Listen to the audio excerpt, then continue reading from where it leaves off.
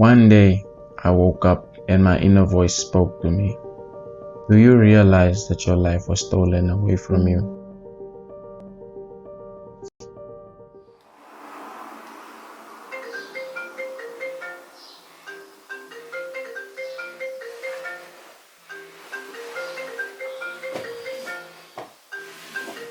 Damn, I don't know, man. I just woke up.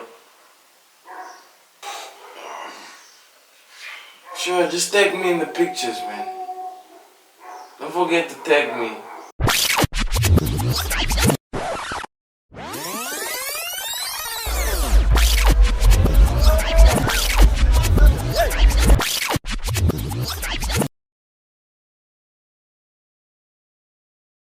Hoeveel kabans? Oh, je man. Heel niks splash net gewoon, man. Kom ik nog.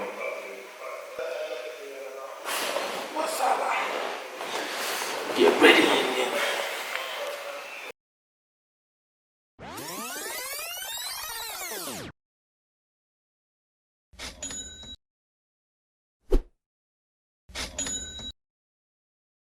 From August of 2018 to June of 2019, I decided to quit social media, mainly Facebook, Instagram, and Twitter.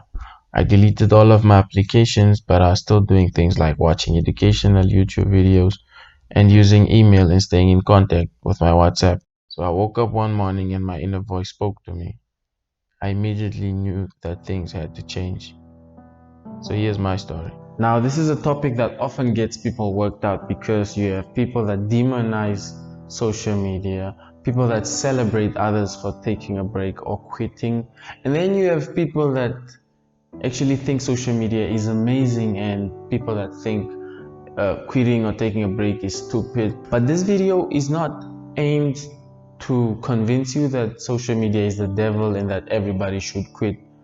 But this video is simply a reflection on my own life, why I quit, what I learned, and how I manage my social media now. Now, let me start with why I quit. Well, I simply wasn't happy with myself. I spent too much time checking my phone.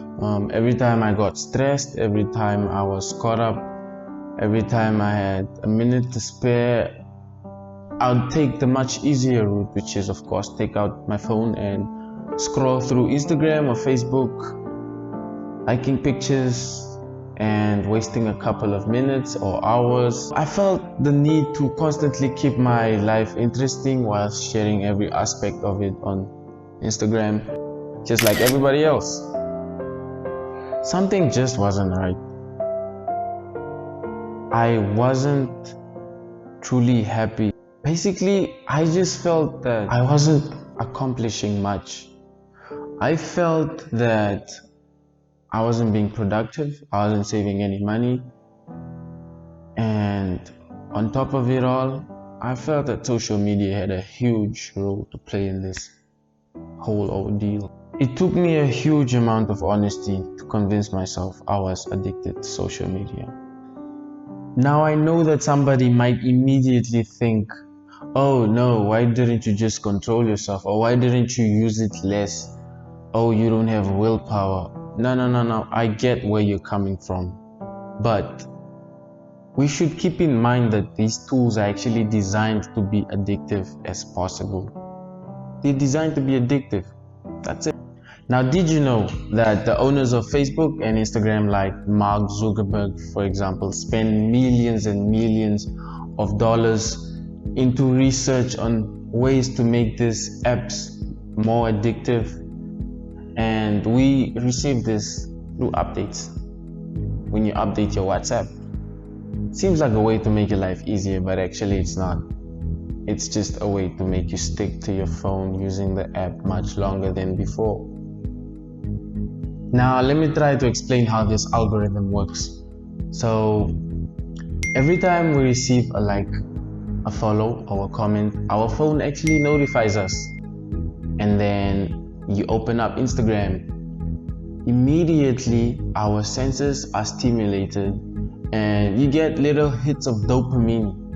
Now dopamine is a hormone which is also known as the feel-good hormone, It's a neurotransmitter related hormone released by our brains every time we are happy.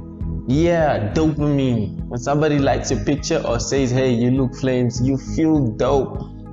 Basically, that's what happens. So basically what happens is every time you open up Instagram, refresh the page, and our brain is rewarded with new information of what our peers are doing, nice pictures of food, nice pictures of people, and our brain then receives attention. And after receiving this attention, our brain loves attention. We get this hits of dopamine, and as we continue to repeat the cycle by opening up Instagram or Facebook and doing the same thing over and over again, we are strengthening this connection or addiction in our brains.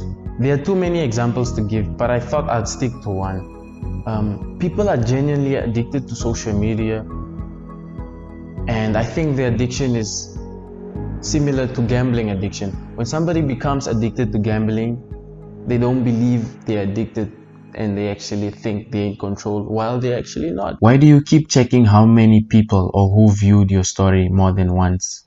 Maybe it's because you're developing a connection with what they might think of you. Think about it. And so since everybody's addicted to this stuff, when you try to talk to them about it, they actually don't understand because they're addicted. It's essentially a form of being hypnotized. And like I mentioned in the very beginning, it takes a huge amount of honesty from your side to actually admit that you're a victim to this addiction. I recently read a book by Nicholas Carr and I picked up a quote from the book. The quote says, when we go online, we enter an environment that promotes cursory reading, hurried and distracted thinking, and superficial learning. And I find this to be true because before I actually quit social media, I observed why I was behaving this way, why I was so active, and why I posted the way I posted. And I looked at my followers, I looked at people I was following, and I looked at everybody else, and I found similarities. I found that we were all sharing controlled content. Everybody's sharing pictures of how great they look, everybody's sharing pictures of how much fun they're having, what achievements they're achieving, and nobody actually looks sad, broke, or struggling. Everybody looks like they have their together, and it's all highlight reels. And this actually creates a benchmark of how you should actually show up on Instagram or Facebook or Twitter. And this explains to me why so many people are depressed, sad, and feel like they are lacking in real life when they're surrounded by all this controlled content. But hey, that's a story for another day. We are all influenced, we all contribute to this benchmark, and we all contribute to this negative. And I immediately knew that I didn't want to be part of this ordeal. I knew that this is not the life I wanted to continue living. Now I'll go over to what I learned. The first thing is that I could learn more deeply and create more. I wanted to learn more and be creative, and quitting social media gave me a distraction-free environment because I didn't have notifications popping in all the time, dragging me to my phone. As I created more in my own room and interacted only with people close to me in person, I began to discover more about myself and discover my true passion, my purpose, and my strength. I began to start to discover more about myself and become less influenced about what everyone else might think of me. It was during this time that I started trying out different things, different activities, and my different skills in order to find out what I was really good at. It was during this time that I started reading books that I previously never had time for. It was during this time that my mindset elevated and I started to see life from a different perspective. It was during this time where I came to deeply understand that I'm passionate about people and I'm actually a good storyteller. And thirdly, I found that I was happier, man. Still had a life, just private. I wasn't measuring my progress against people's highlight reels. and their achievements or what fun they were having, both consciously and unconsciously. But I just felt less influenced by everything I saw on Instagram, on Facebook. It was more of feeling invincible, not connected, or simply unbothered. I became my true self, and my true self is the person I am when nobody's watching. As you might have guessed, I'm back on social media now. But how I manage my social media now is different. My goal is to use it deliberately and on my own terms. I do this by turning off all of my notifications. I only browse and post deliberately. On Instagram, I don't follow anyone who posts things that might make me feel some type of way. I try to follow people who add value to my life or offer me some sort of happiness when I tune into the app. On YouTube and Instagram, I try to only spend a total of 1 hour per day using these apps. In fact, Instagram has a really useful time management feature that I'm not sure everybody is aware of. I, however, use this to my advantage. It has an option for you to set a reminder of when you've reached your maximum desired time using the app. It has an additional feature for you to turn off push notifications that prompt you to open the application on a regular basis. During this 1 hour that I desire to use my social media, I dedicated to respond to comments on my content and just radiate positive vibes. I don't fit in. I'm simply myself, and I could care less of what anybody thinks of me. I try not to look at the numbers of views, the likes, or the dislikes so that I don't get attached to those metrics. I feel no need to share every aspect of my life online unless it truly makes me happy, yeah. I create content that I believe in. I stand to my truth and I share content that I believe will help people.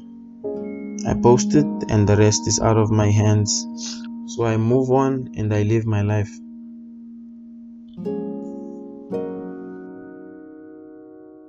This video was meant to give you one perspective on what taking a break from social media is like, what to expect, in the hopes that it helps you reflect on your own life and your own usage. By the way, what are your views on social media? Would you ever quit? Let me know in the comments. And lastly, don't forget to like, hit that subscribe button, and I'll see you in the next one. Peace.